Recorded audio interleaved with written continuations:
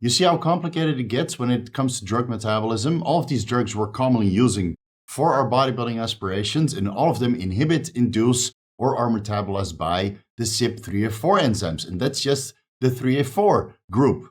There's many more of these cytochrome P450 enzymes. Vigorous Steve here. So you messed yourself up using performance-enhancing drugs and now you don't know what to do. You've got all of the side effects known to man, no matter how small, and you can't stop fixating on them. And now you're completely and utterly miserable in full pity me mode. You've got hair loss, you've got gyno, you've got acne, you've got hyperhidrosis. Hair is growing in places that it shouldn't be growing. You can't feel a good pump. You've got anxiety. You can't sleep, but you're sleeping during the day because you're almost narcoleptic. You can't feel your tip. You can't feel your shaft. You've got full erectile dysfunction. And in the blue moon that it does get hard, you have horrible libido. All of the side effects, you name them, you got them. Right? Polypharmacy got you in this position, but I got a solution for you. All you have to do is watch this video all the way to the end. But I know exactly what you're going to do. Polypharmacy got you here. The kitchen sink approach is what you're all about. And now you're going to use the kitchen sink approach yet again to get you out of this position. So now you turned yourself into a housewife and a maid. Don't worry, Coach Steve is here to rescue you. We're going to go on a holiday from your own bullshit. But before we can go on a holiday to Bali, a word from our sponsor. Oh wait, I don't have any sponsors, so the least you can do is like the video, leave a comment for the algorithm, and consider subscribing if you haven't already. Share this video with a friend who needs to fix themselves after overdoing and abusing the performance-enhancing drugs. I know exactly who you're going to send this to, and yes, Ryan, you could benefit from this video highly. Watch it to the end. Oh, and if you're feeling generous, you can support this channel by joining the YouTube or Patreon memberships, so you can vote for upcoming deep dives, or join the Vigorous Q&A, which is always on Saturday. All right, let's get started. Here is my solution. Whatever it is that you're doing right now, whatever your protocol is, whatever it is that you're taking, just stop it. It's as simple as that. You discontinue everything you're doing right now. Polypharmacy got you into this position, so you need to do the exact opposite and take everything out. Whatever it is that you're injecting, whatever it is that you're swallowing orally, whatever it is that you're applying topically, man, whatever it is that you're boofing, right? People still do that nowadays. Any administration route, stop it right now. What you have to do is figure out what the root cause is, and that is going to take some time. So after you discontinue everything, the first thing you're going to do is make a nice fat list of everything that you were taking and figure out what the half-life and the active life is, so you know exactly the prognosis of your recovery. And if you were taking tesofensine and nandrolone decanoate and dutasteride, that's months of waiting, right? Tesofensine, 9-day half-life. Nandrolone decanoate might take 18 months to metabolize. And dutasteride is 4 to 5 months before that's completely metabolized out of your body. So if you're currently suffering from post-finasteride or dutasteride syndrome, get ready. It's going to be a wild ride and it's going to take time. I already made a video about post-finasteride syndrome. I'll link that video at the end of this one. So now you have a rough timeline, an estimate of when you can expect to feel normal again. And it might take months. Yes, it might take months. You should have done this investigation before you started dabbling with particular performance-enhancing drugs with a very long active life. But, well, in this case, you're reactionary, not preventative. And now you're basically the same as all of those cookie cutter general practitioners out there. You walk into the office with a slew of side effects and they start writing you prescriptions upon prescriptions of medications to mitigate all of your issues. But they're probably going to make it worse, right? Medications to mitigate side effects have side effects of their own. And all of this could have been easily prevented if you did your research before you started dabbling with this polypharmacy of performance-enhancing drugs. But again, reactionary versus preventative.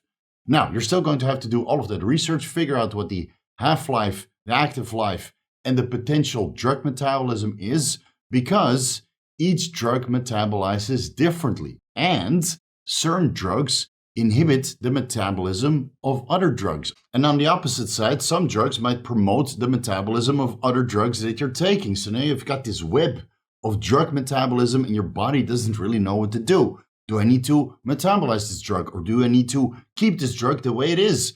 Can I excrete this or not? Do I need to keep this in my body or not? Your body is completely discombobulated and unregulated. And in order to speed up your research process, I'll link a couple of very important websites down below that you should bookmark. They're Wikipedia pages nonetheless, containing a complete list of the Cytochrome P450 enzymes and their respective modulators. Read those websites back and forth several times over to the point you're dreaming about CYP450 enzymes. You should know exactly which of these enzymes metabolize drugs, which are their inhibitory compounds, and which are their inducers. This way, you know exactly how polypharmacy is going to react within your body. So even though I'm doing crazy drug combinations once in a while, I know exactly how each drug is metabolized and which drug might stay in my system longer or be excreted and metabolized faster. I mean, I used to help people beat the drug test for fuck's sake, and this is exactly the information, the basic human biology that you need to know to get the job done. And you also need to know this if you're going to undergo and subject yourself to polypharmacy. So, as an example, using the CYP3A4 enzymes, which are responsible for the metabolism of a lot of the performance-enhancing drugs and supplements that we take for our overall fitness and bodybuilding aspirations. The CYP3A4 metabolizes the aromatase inhibitor anastrozole, also known as arimidex, or ketoconazole, which is used as a hair loss prevention aid. Several SSRIs, including citrulline, also known as Zoloft, as well as codeine, tramadol, and diazepam, used as a sleep aid or as a painkiller. Diazepam is also known as Valium. And most of the sex hormones that you produce endogenously or administer exogenously are metabolized by the CYP3A4 enzymes. This includes testosterone and estradiol and most of the anabolic androgenic steroids that we take. Caffeine is metabolized by the CYP3A4 enzymes, and so is cocaine, all metabolized through this pathway. But if you inhibit the CYP3A4 enzymes with ketoconazole, so ketoconazole is metabolized by the CYP3A4 enzymes, and in its metabolism process, it also inhibits further metabolism of other drugs. So ketoconazole is already a very big culprit, and I mentioned that in the post-finasteride syndrome. If you suffer from that and you still take ketoconazole, but you discontinued the finasteride or the dutasteride, don't expect to recover anytime soon.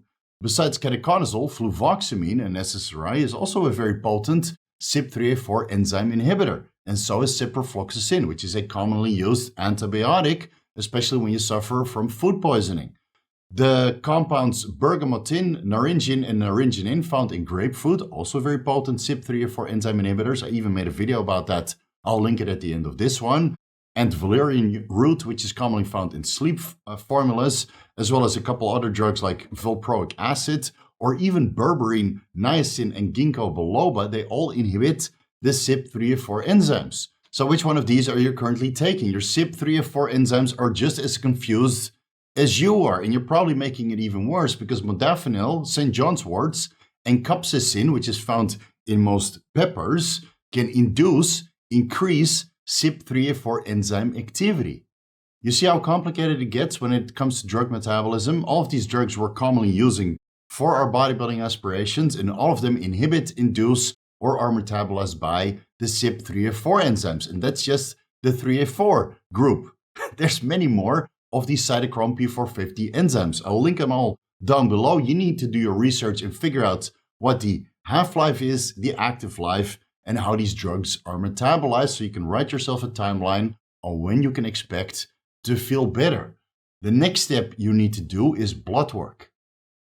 Yeah, here we go again. Blood work, blood work, blood work. Do your freaking blood work. I'm sick of people coming to me with all kinds of side effects and they're not willing to do blood work. It's not that expensive. It's cheaper than taking all of these performance-enhancing drugs. So they come to me, a laundry list of side effects. I tell them to do blood work and they disappear. And then they come back 6 months later and they're even more than before. All you have to do is blood work. You can get the results in a week or two. And you could have probably gotten yourself fixed in a matter of 20 to 40 minutes. I mean, that's how long it takes for me to interpret the blood work results and go over possible solutions and give you a plan of attack. But all you need is actual blood work results, and be completely honest about what you're taking, because how many times have I heard the same story over and over again? You reach the end of the 40 minutes or 20 minutes, and then suddenly the truth comes out, yeah, but I was also using drug XYZ and I thought it wasn't relevant. It's all relevant. It's all drug interactions, and you need to be transparent for me to fix you or for you to fix yourself. Okay, it's starting to turn into a little bit of a rant, so let me wrap it up for you guys. After your blood work and you see that you're in a decent state of health and you think, based on your own judgment, that you can get away with TRT or HRT, okay, that is the only thing you can run, bioidentical hormone replacement therapy. That's testosterone, HCG, and even though it's not completely bioidentical in men, I mean, we produce it in trace amounts, but HCG is predominantly found in pregnant women. Still, it's as close to bioidentical luteinizing hormone as you're going to get. And recombinant luteinizing hormone is expensive and hard to find. So feel free to go with HCG, a low dose of test, 150 milligrams per week. Oh, it's only going to be at the top of the reference range. Yeah, but you were over the reference range and now you're completely miserable. So let's bring you down to something that's clinically accepted. 150 milligrams a test, 250 IUs HCG 3 times per week, 25 milligrams DHEA in the morning or in the evening, depending on how you respond to that the best way possible, or split it up in 12.5 milligram dosages and half the dose, let's say 10 to 12.5 milligrams of pregnenolone. Feel free to split that up as well. Cookie cutter HRT, no growth hormone, no ketoconazole, no finasteride, no arimidex, not anything else. And then you just patiently wait until you feel better. Might it take months? Yes, perhaps, but it depends on what you were taking. And sometimes people feel better in the matter of a week because they were injecting carrier oil that's highly inflammatory. They get all kinds of post-injection pain. They're knotted to the max. They can't even scratch their own back or their ear, so to say. And then a week after discontinuing the administrations, assuming that you also discontinue the testosterone in synthetic carrier oil, suddenly you feel better. Suddenly you feel reborn. Your knees don't hurt. You don't feel this horrible test flu that doesn't really exist because it comes from the carrier oil, right? Take a step back, and with time, everything is going to work out. All you need to do is have a little bit of patience, and patience is very, very easy. You just fixate on something else. Go play for some video games. Go walk outside. Go to a steroid-phobic country like Indonesia or Australia or Sweden. Go on a holiday there. You can't bring your list of performance-enhancing drugs. You have to pass the border without anything in your suitcase, maybe a couple multivitamins and some vitamin E and N-acetylcysteine. That's it. And then you go on a hike. And you'll probably get some vitamin D and a nice tan out of it as well. Just chill the out and let everything clear from your system. Oh, and before I forget, I listed all of the half-lives and the active lives of most of the compounds which affect the hypothalamic pituitary testes axis in the post-psychotherapy ebook. So if you don't want to do your research on these compounds, all you have to do is purchase this ebook, and you got a whole list of the half-lives and active lives right in front of you. And if you don't want to do the research about hormone replacement therapy, or you don't want to schedule a consultation to discuss that, I got an ebook for that as well. Link down below. Vigorous crew, you guys know what to do.